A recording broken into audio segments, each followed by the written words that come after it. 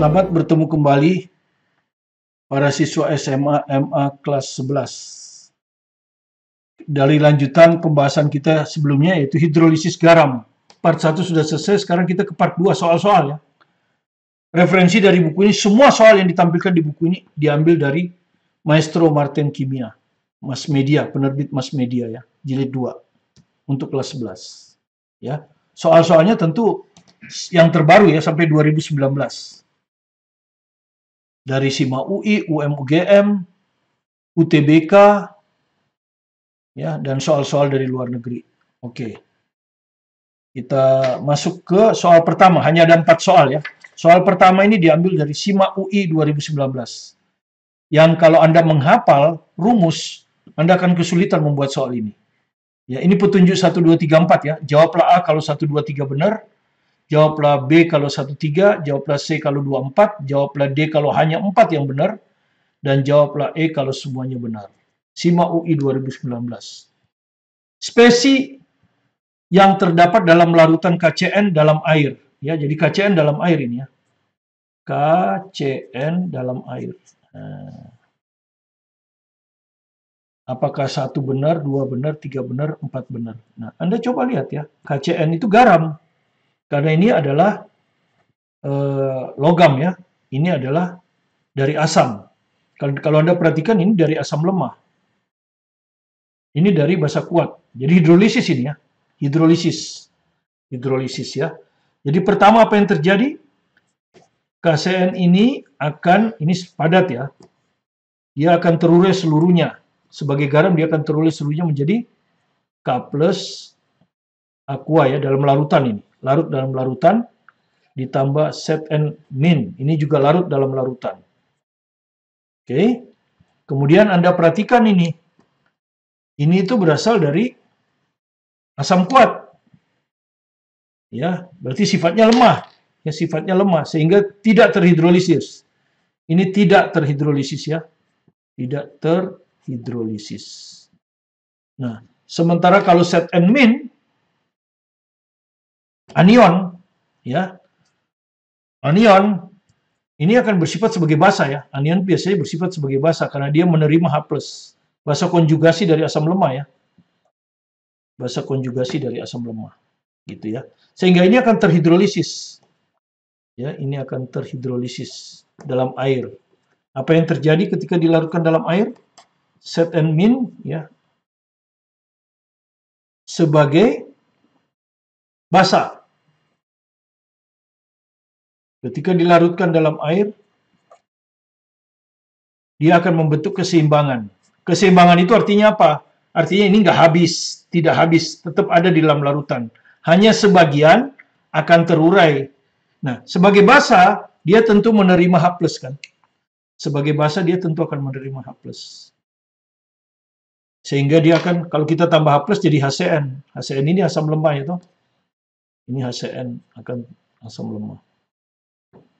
Ditambah, karena ini menyerahkan H+, dia akan sisa OH-. Iya, aqua.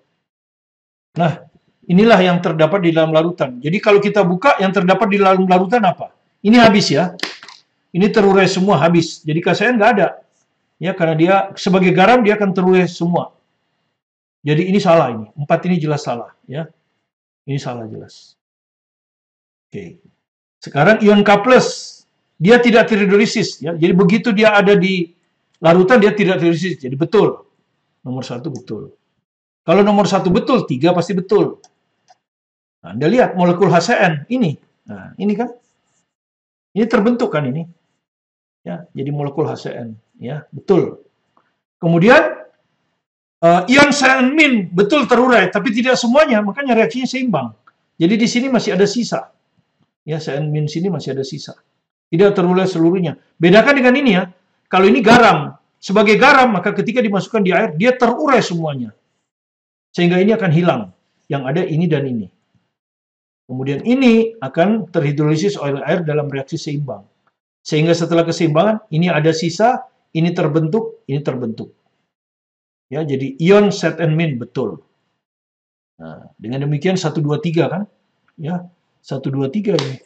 Maka jawabnya A. Karena yang benar adalah 1, 2, dan 3. Itu nomor 1. Teori saja, tapi kalau Anda nggak ngerti apa yang terjadi sebenarnya, hanya menghafal, Anda sulit menjawab soal ini. Ya, akhirnya Anda mungkin ngawur ya. Oke, nomor 2.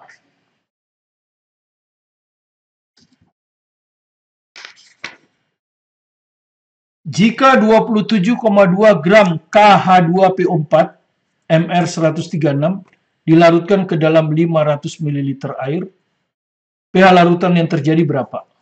Ya. Jadi yang ditanya itu pH-nya berapa? Kan gitu. Ya.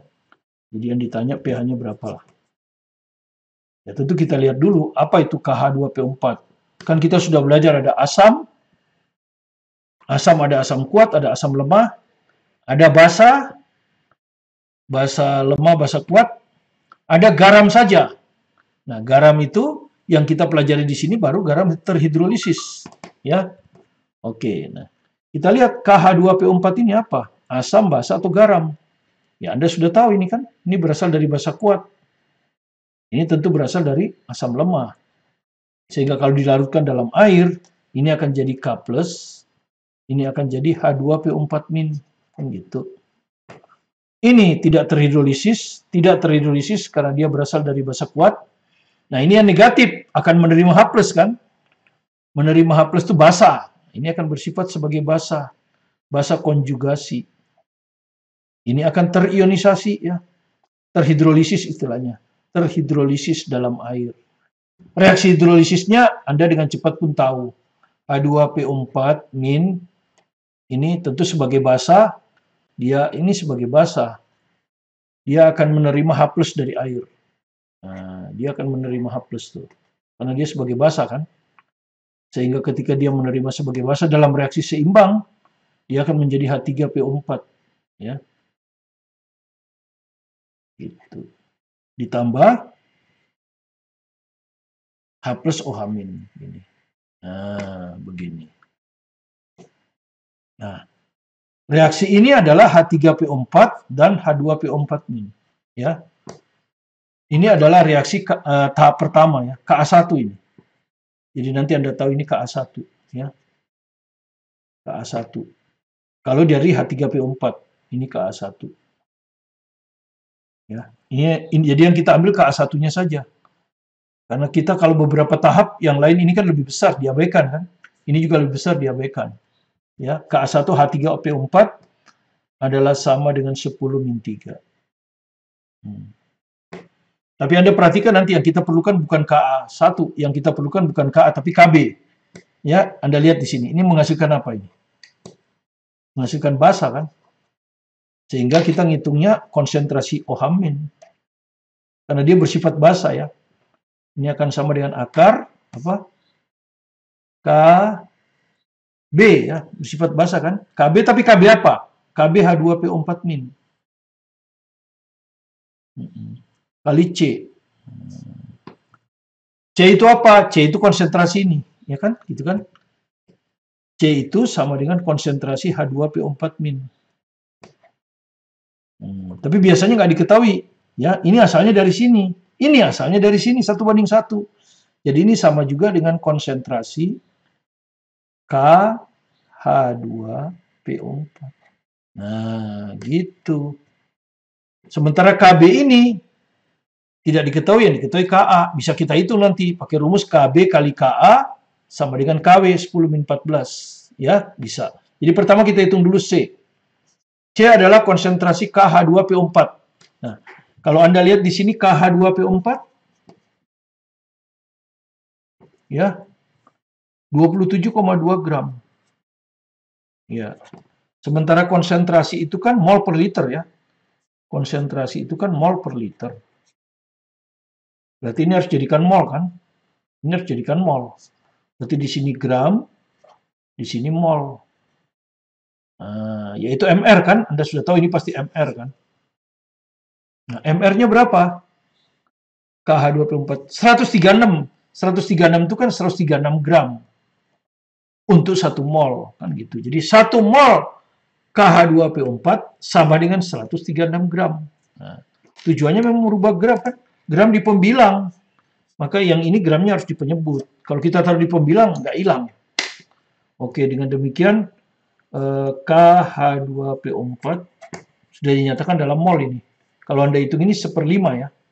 1/5 mol. Nah.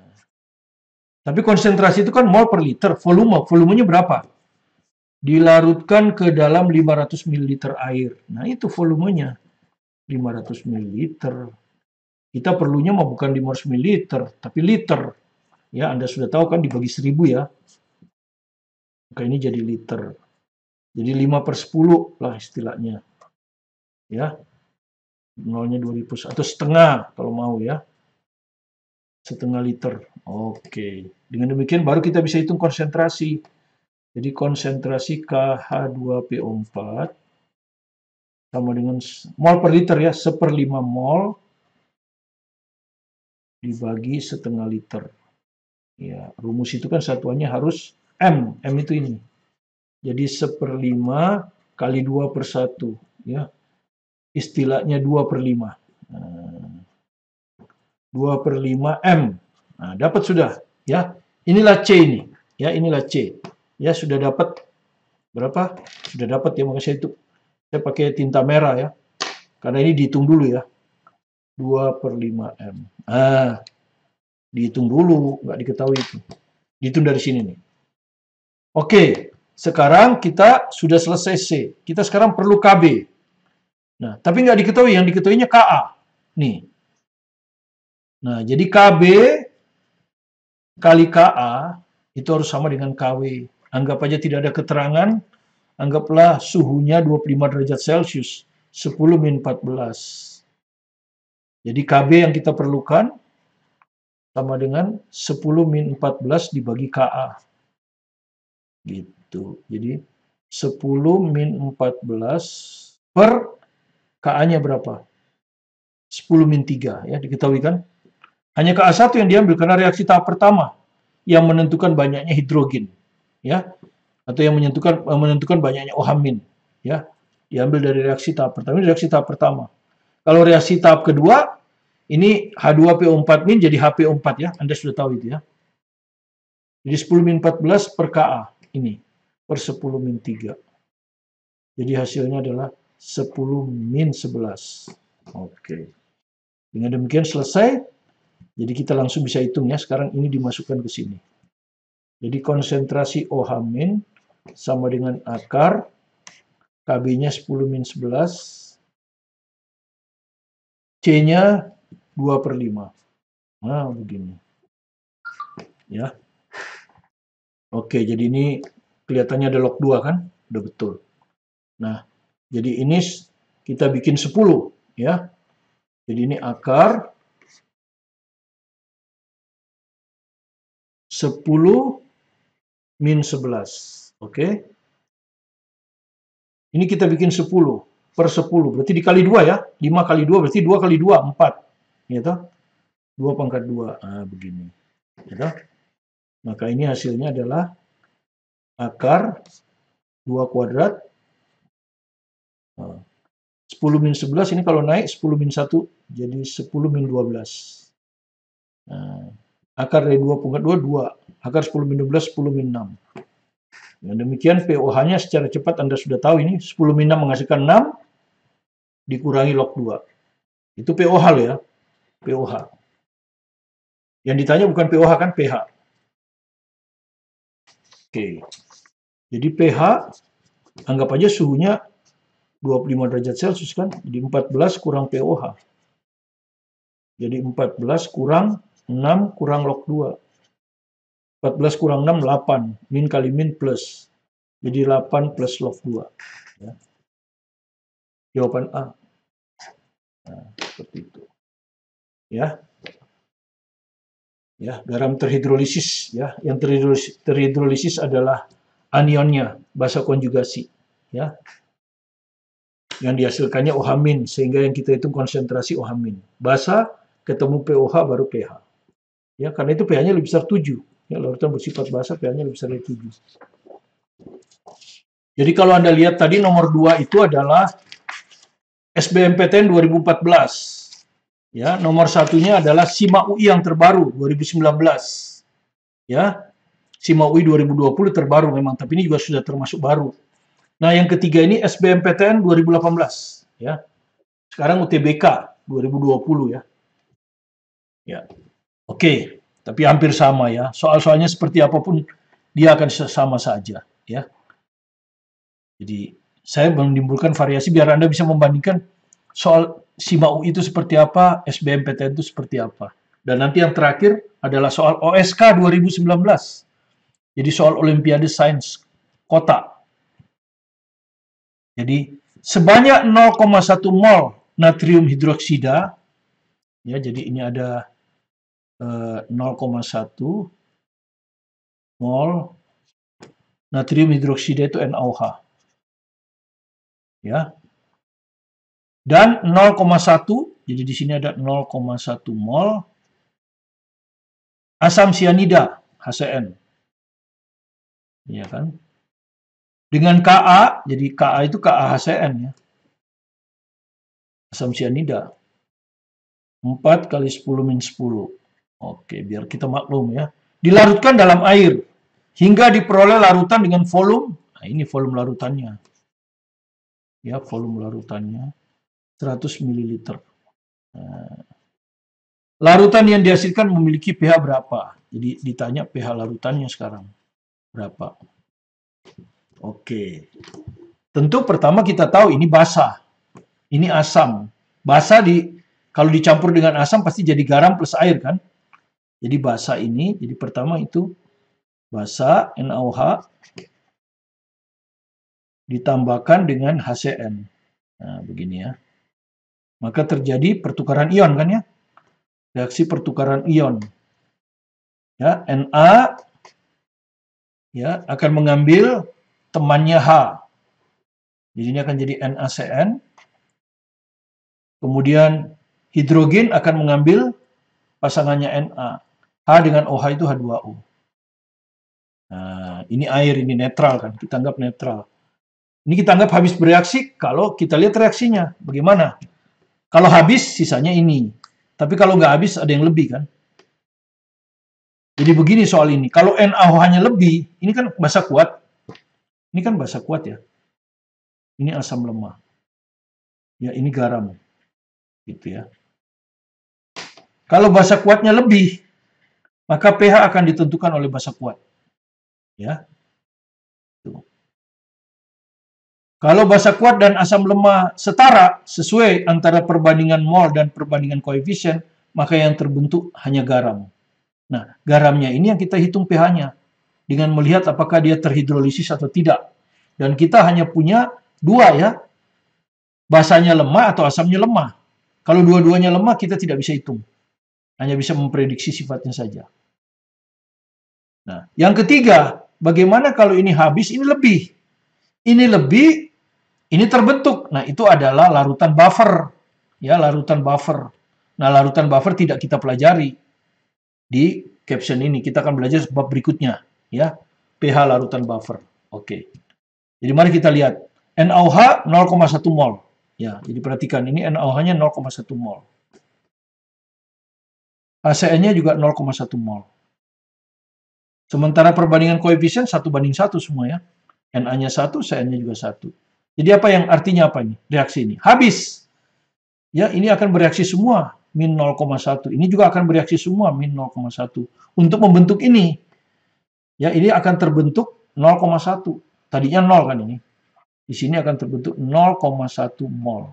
Nah, ya kan? Ini. Jadi hanya ada garam ya. Hanya ada garam. Yaitu garam apa? NaCN. Nah, Anda sudah tahu ini adalah basa kuat. Ya, ini berasal dari asam lemah. Maka ketika dia dimasukkan ke dalam air, dia akan turunnya menjadi Na+ ditambah ZN-. Gitu. Na+ ini tidak terionisasi, ini yang terionisasi. Anion itu akan menerima proton, ya cenderung menerima proton kan, cenderung menerima proton. Berarti dia adalah bersifat sebagai basa. Nah, jadi kita lihat ZN-, ya ini kalau kita tambah dengan air, maka anion akan cenderung menerima H+. Ya, sehingga dia menjadi HCN. Nah, karena H2O memberikan H+-nya ke sana, dia sisa OH-. Karena itu dia bersifat basa. Karena itu yang kita hitung konsentrasi OH-nya. Kan gitu. Hidrolisis, garam hidrolisis kan, ini akan sama dengan akar Kb. Ya toh? Kb apa? Kb dari zn min. Nah, perhatikan yang diketahuinya Ka. Bukan Kb tapi Ka. Tapi kan kalau Ka diketahui, Kb konjugasinya bisa kita hitung pakai rumus Ka kali Kb sama dengan 10 min 14. Gitu. Jadi tenang aja. Ya. Kali C. Nah, C itu apa? Gitu kan ya. C itu apa? Nah, C itu adalah konsentrasi dari Cn min ya. Ya kan, Cn min. Cn min ini asalnya dari Cn min ini asalnya dari NaCN. Jadi dia akan sama dengan konsentrasi NaCN. Itu ya. Konsentrasi NaCN. Jadi kita harus cari NaCN-nya dulu konsentrasinya. Nah, NaCN terbentuk berapa? 0,1 mol kan? NaCN itu yang terbentuk ya kan? Yang terbentuk itu 0,1 mol di sini nih. 0,1 mol. Ya. Sementara volume larutan 100 ml ya. Volume larutan 100 ml. Harus jadikan liter kan? 1/10 liter kan ini? 10 min 1 liter. Nah, dengan demikian konsentrasi NaCN bisa kita dapatkan kan? Karena konsentrasi itu adalah mol per liter. Ini 0,1 mol dibagi 10 min 1. 10 min 1 itu juga 0,1 ya. Liter. Jadi 1. Konsentrasi NaCN-nya itu 1. Ya. Jadi kalau gitu C di sini adalah 1 ya. Kalau gitu C di sini adalah 1. Oke, jadi tinggal akar. Kb-nya belum. Kita hitung lagi ya. Kb kali Ka sama dengan 10 min 14. Ya. Jadi dari sini kita dapat Kb ya. Yang kita inginkan kan Kb. Nih, Kb ya. 10 min 14 per Ka. Ka-nya berapa? 4 kali 10 min 10. Ya. Ka ini kan. Ini Ka. Jadi hasilnya berapa? Baru ke sini. 10 pangkat min 4 dibagi 4. Nah, gitu ya. Udah dapat KB-nya. Masukin sini. Jadi ini sama dengan akar. Ini 10 min 4 per 4. C-nya berapa? 1. Ya toh? C-nya 1 nih. 1. Nah, akar 10 min 4 berapa? 10 min 2. Akar 4, 2. Tapi ini konsentrasi OH- ya. Jadi yang kita hitung pOH dulu. Ya. Oke. Jadi pOH sama dengan min log konsentrasi OH-.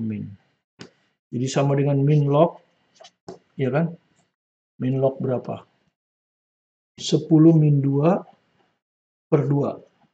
Nah, jadi sama dengan, ya, min log 10 min 2, ya, min log setengah. Setengah itu 2 min 1. Jadi hasilnya ini 2, min kali min plus. 2 plus log 2. Itu pOH. Jadi pH-nya 14 kurang pOH. 14 kurang 2 tambah log 2. Maka hasilnya adalah 12 dikurangi log 2. Nah, begini. Ya. Jadi jawaban D. Nah, BMPTN 2018. Oke, sebagai soal terakhir adalah OSK 2019. Ya, OSK 2019. Ya. Larutan 0,2 M natrium klorobenzoat. Ini kalau ditulis ya. Jadi larutannya itu kalau ditulis C7H4 ClO2Na. Yang penting Anda lihat ini Na, ini berasal dari basa kuat. Asam ini Anda nggak kenal kan, jadi asam lemah pasti. Karena Anda kenalnya kan asam kuat itu apa? HClO4, itu HCl, HBr, Hi, terus H2SO4, HNO3, 6 asam kuat itu. Selain itu pasti asam lemah ini. Ini Anda kenal basa kuat kan? LiNaK, LiOH, NaOH, KOH.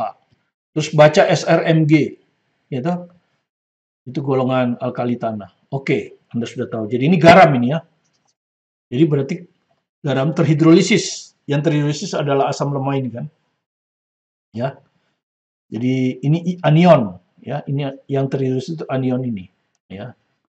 ClO2-. Anion. Nah, anion ini akan berfungsi, dia akan cenderung menerima H+, ya kan? Kalau menerima H+, berarti ini adalah basa. Nah, sehingga nanti hasilnya adalah OH- kan? Nah, gitu.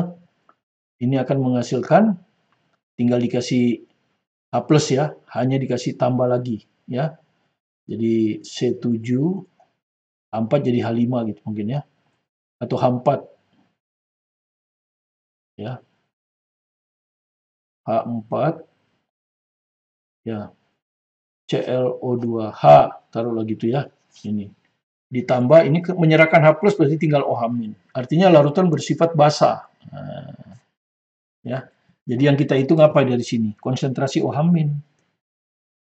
Ya kan? Akan sama dengan akar KB kan gitu ya. KB ini ya, KB-nya yang ini. KB dari C7 ini. H4 ClO2-. Gitu. Kali C gitu ya. C itu konsentrasi ini kan? Nah, C itu konsentrasi ini. Ya kan? C itu sama dengan konsentrasi C7H4 ClO2Na. Diketahui nggak? Diketahui 0,2 M. Oke. Seperti itu. Nah, jadi perhatikan ini. Memiliki pH 8,65 ya. Jadi pH-nya ini 8,65 ya. Ini pH-nya 8,65. Nah, di sini yang kita perlukan konsentrasi OH- ya. Jadi kalau pH 8,65, maka pOH berapa? 14 kurang 8,65. Hasilnya 14 kurang 85 ya. 5,35. Dari sini kita dapat konsentrasi OH- kan ya. 10 pangkat min 5,35. Nah, masukkan ke sini. Untuk menghitung KB. Karena KB ini akan kita pakai nanti di kalimat yang kedua. KB-nya akan kita pakai di kalimat yang kedua. Oke, dari sini kita kuadratkan, kita dapat konsentrasi OH- kuadrat sama dengan KB dikali C. Dengan demikian, dari sini kita dapat KB sama dengan konsentrasi OH- pangkat 2 per C. Nah, gitu kan ya. Konsentrasi OH- itu ini. Ya, dipangkatkan 2. 10 min 5,35 dipangkatkan 2. Dibagi C. C-nya ini 0,2. Ya, C-nya itu 0,2, kita jadikan 2 kali 10 min 1 aja lah. Ya kan? Ini 2 kali 10 min 1. Nah, kalau kita hitung berapa KB-nya?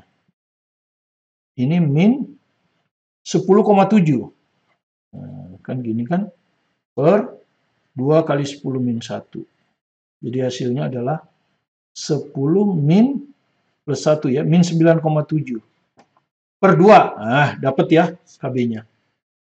KB apa ini? KB dari C7H4 ClO2-. Nah, dapat sudah. Ya, dapat. Selesai. Itu di kalimat pertama. Sekarang kalimat kedua, berapakah pH larutan? Nah, ini.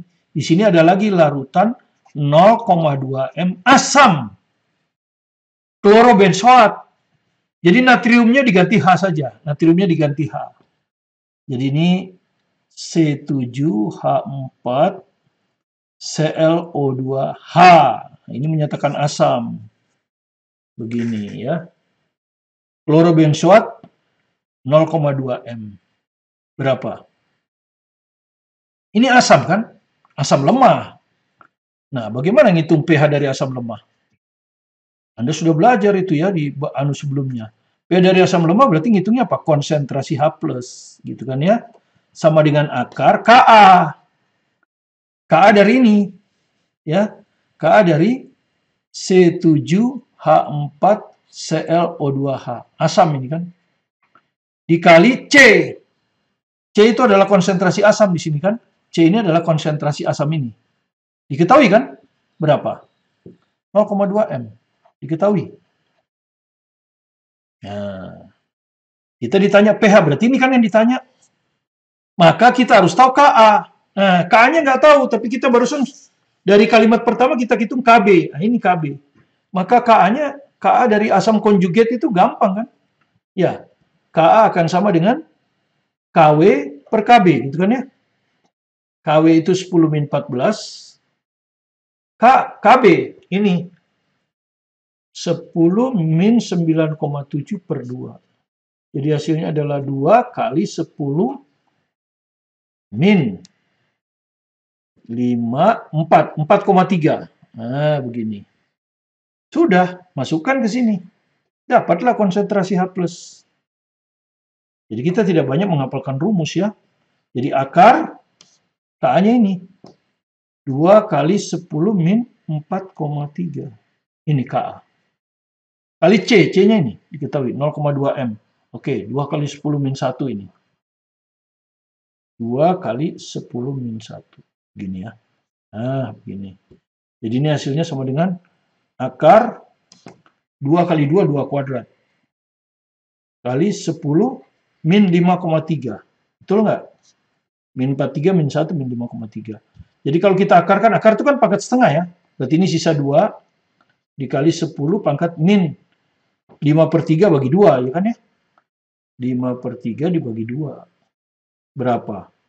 2,1365. Nah, begini.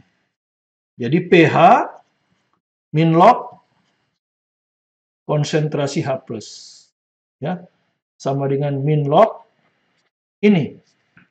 2 kali 10 min 2,65. Ya. Jadi hasilnya adalah ini dengan ini 2,65 dikurang log 2. Nah, ini hasilnya. Ya, sudah dapat. Kita lihat jawabannya. Oh, jawabannya ini. Berarti log 2 harus dimasukkan. Anda sudah tahu log 2 itu adalah 0,301 gitu ya. Ya udah kita bikin 30 karena ini 2 desimal, ini 2 desimal juga. Jadi sama dengan 2,35. Iya, jawaban C. Inilah OSK 2019. Ya, mudah-mudahan dengan 4 soal ini Anda memahami bagaimana menghitung pH dari garam terhidrolisis. Kemudian bagaimana memprediksi sifat kalau garam terhidrolisisnya dua-duanya terhidrolisis, baik kation maupun anion, yaitu dengan melihat Ka dan Kb-nya. Oke, terima kasih atas kunjungan Anda kepada video pembelajaran kami. Jika Anda senang, silakan di-subscribe, like, komen, dan share ke teman-teman untuk belajar bersama. Sekalian untuk mendukung tim kami agar tetap bersemangat memberikan banyak atau secara lengkap pembelajaran video dari kelas 10, 11, 12 untuk mata pelajaran matematika, fisika, kimia. Belajarlah dari video pembelajaran yang baik, yang sesuai dengan buku pelajaran yang terbaik, sehingga Anda memiliki pengalaman belajar yang betul-betul lengkap, dan mudah-mudahan Anda bisa memahaminya dan bersemangat terus belajar di rumah. Sukses bersama Anda, saya Martin Kanginan.